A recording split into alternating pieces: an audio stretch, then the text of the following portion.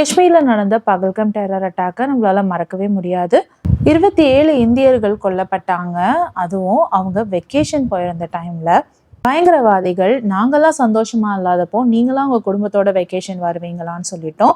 நீங்க எந்த மதத்தை சேர்ந்தவங்க அப்படின்னு கேட்டும் ஏகப்பட்ட பேர் கொல்லப்பட்டாங்க. அதுல முக்கியமா ஆண்கள் தான் குறிவைத்து கொல்லப்பட்டார்கள். இதுல முக்கியமா ஹிமான்ஷி அவர்களின் பிக்சர் தான், அதாவது அவங்களோட ஹஸ்பண்ட் பக்கத்துல உட்காந்து இவங்க சோகமா இருந்த அந்த ஒரு பிக்சர் தான் ஃபேஸ் ஆஃப் பகல்கம் அட்டாக்காவே இருந்தது. அந்த இமேஜ் ரொம்பவுமே டிஸ்டர்பிங்காகவும் இருந்தது. அதை பார்க்கவே முடியல. அதனால தான் அந்த பிக்சரை நான் இங்கே ஷேரே பண்ணல.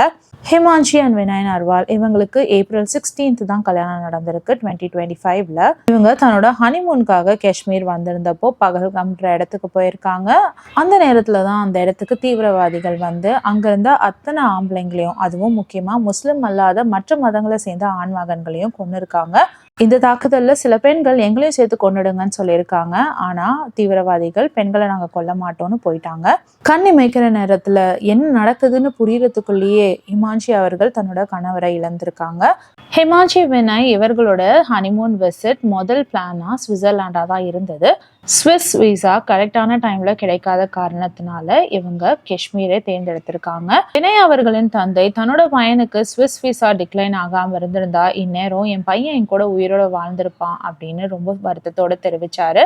இது மட்டும் இல்லாம ஹிந்தி பிக் பாஸ் OTT 2 வின்னரான எல்விஸ் யாதவ் ஹிமான்ஷி அவர்கள் தன்னோட காலேஜ் மேட் அப்படின்றத சொல்லியிருக்காரு. முதல்ல பார்த்தப்போ என்னால் ரெக்கக்னைஸ் பண்ண முடியல. அப்புறம் கொஞ்சம் டீட்டெயில்டா பார்த்தப்போ எனக்கு தெரிஞ்சிச்சு ஹிமான்ஷி வந்து என்னோட காலேஜ் மேட்னு சொல்லிட்டு. நாங்கெல்லாம் ஒன்னா சேர்ந்து டிராவல் பண்ணியிருக்கோம் மெட்ரோ ட்ரெயின்ல.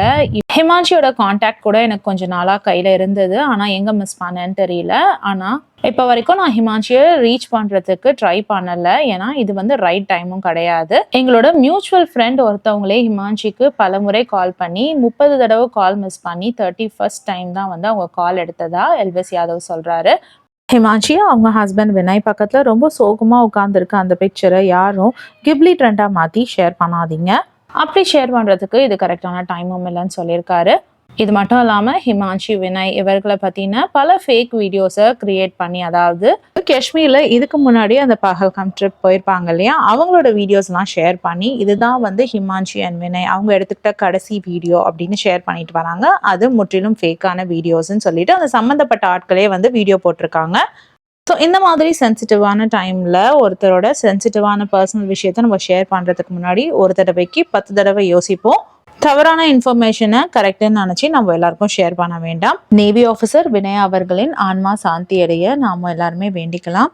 இந்த வீடியோ பிடிச்சதுன்னா please like, share and subscribe. வேற ஒரு வீடியோவில் திரும்பவும் மீட் பண்ணலாம். Until then, it's bye from Jamima. Take care.